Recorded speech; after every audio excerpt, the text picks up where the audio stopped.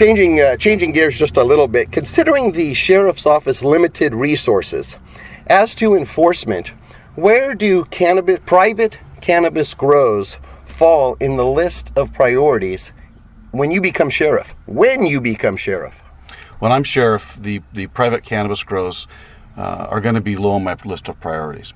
It's a code enforcement situation for me, and I believe that's up to code enforcement to deal with.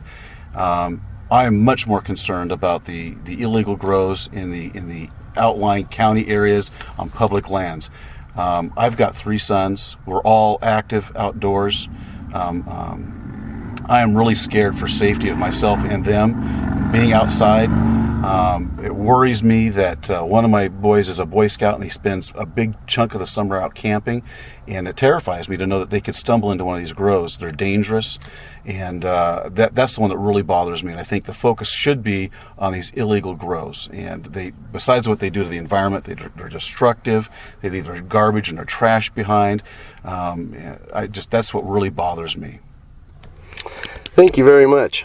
While we're discussing grows on public land, considering your role as a state officer, of course, what type of cooperation do you anticipate providing the feds regarding cannabis issues? I don't think the federal law enforcement is going to be having any focus anytime soon in this area. I know that the Forest Service from time to time tries to take focus on the national level in the forests. If they're looking for some help there, that would be something that I would be interested in, because I want to clear out those forest lands. I don't think they're going to be interested at all in backyard grows anytime soon. I think that project is way above their heads. And considering the federal action regarding the dispensaries, namely the California Patients Collective just a couple of weeks ago, had you been sheriff at that time and had that dispensary been found in the unincorporated areas of the county, would you have assisted the feds in that raid? I don't believe so, no. I've got a real serious question about that. The state law says that it has to be able to be somehow dispensed, but now we've taken that away, so I'm not sure.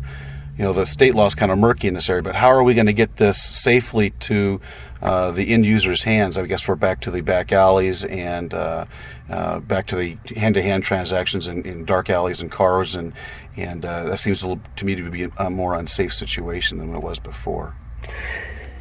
Statistics show that there is a growing number of elderly and senior citizens who are now in California obtaining their 215 recommendations. Would you agree that it's going to be extremely difficult for these seniors, these elderly, to obtain cannabis from the street? Yes, absolutely. It's going to be very difficult for them now. I would imagine that they'll be relying on others to get it for them, and it'll be putting other people at risk and jeopardy to get it for them. I would imagine. I'm inclined to agree. Thank you. While we're discussing the issue of federal involvement in this issue, how do you feel about cannabis being classified federally as a Schedule I drug? Federal government seems to be kind of walking the best of both sides on this law. They can make this law as tough as they want, but then turn around and do nothing about it.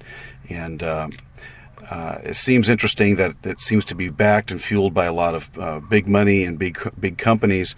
And that's what's so frustrating on this end, is that we're expected to do a lot about it, yet with no finances or resources.